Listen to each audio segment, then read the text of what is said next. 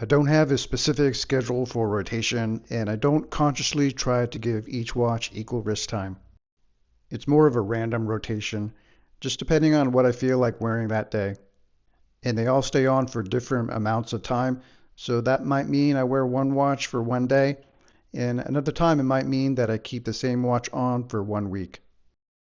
And right now it means that I've been wearing my yellow gold Daytona for the past 4 days.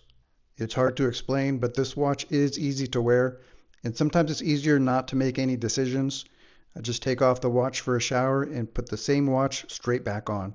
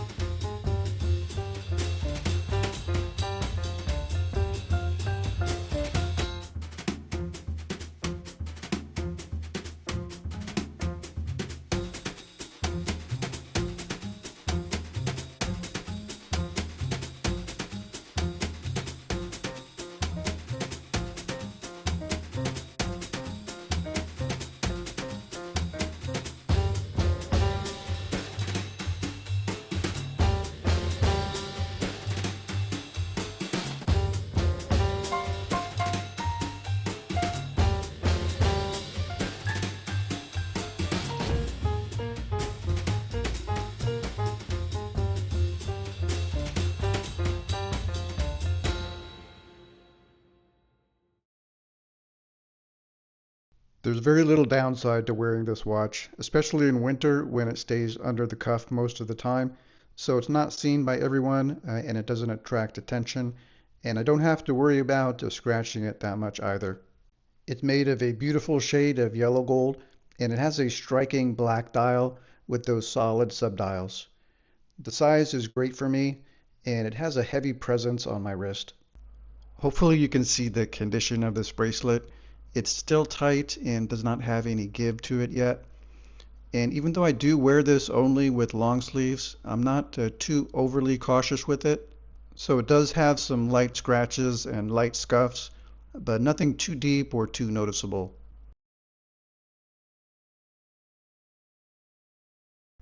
So you really can wear a solid yellow gold watch without being too concerned about scratches.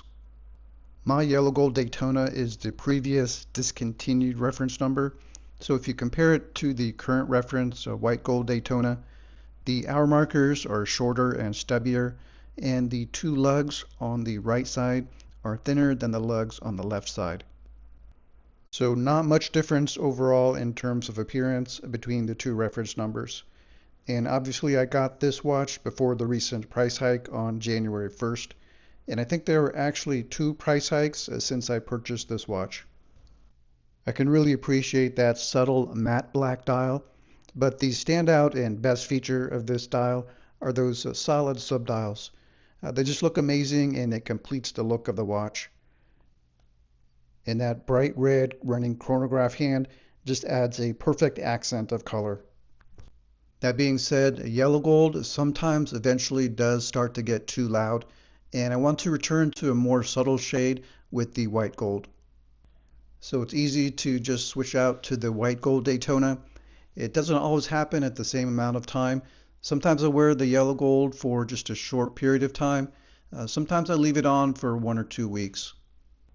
But let me know in the comments, what is your method of rotation and what is the correct way of rotating the wristwatches?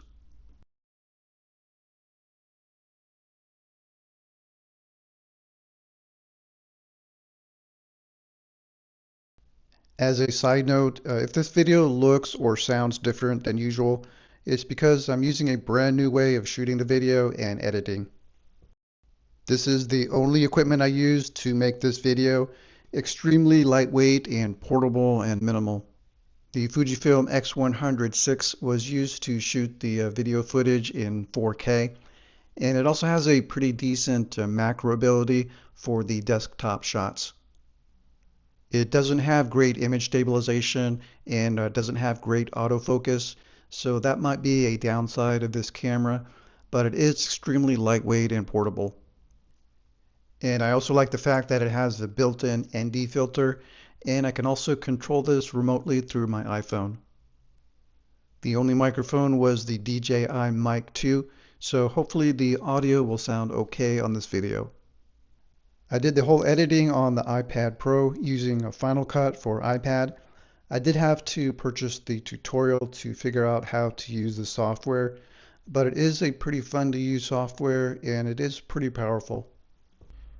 Let me know in the comments if you have any other tips or tricks for shooting video or editing. But this setup right here looks like it's going to be pretty good for on-the-go, portable video shooting and editing.